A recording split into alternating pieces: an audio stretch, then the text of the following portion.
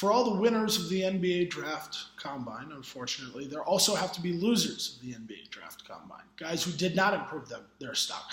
Guys who struggled in one way or another, and whose decision to leave school and sign with an agent either looks on the surface maybe silly, or their decision to go back to school might become a lot easier after their performances. You have to start with Daniel Hamilton. The consensus is that he easily had the worst NBA combine of any player there.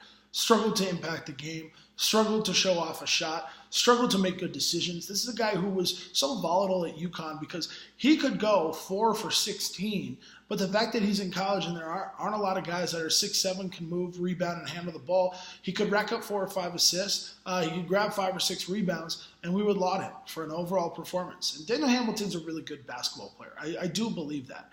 It's just that his game does not translate to the NBA. His game is predicated on the fact that he's got to have freedom and he's got to have a little bit of physical domination over his opponents, because otherwise he can't get by anybody. He can't create his own shot. He's one of the worst shot makers in college basketball because he does make bad shots, but he takes bad shots. And that's a problem when you look at the NBA and your prospects for it. Certainly Melo Trimble out of Maryland really struggled. When he's not in pick and roll situations, he doesn't affect the game. He's an average defender, completely average height. He just doesn't do anything at an excellent level, and you need to be able to do that to be a first-round pick in the NBA draft.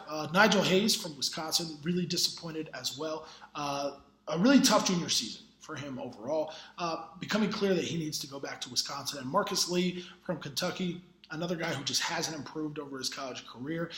Him going back to Kentucky looks pretty simple right now, except for the fact that he's probably not going to play at Kentucky because of the recruiting class that they've brought in.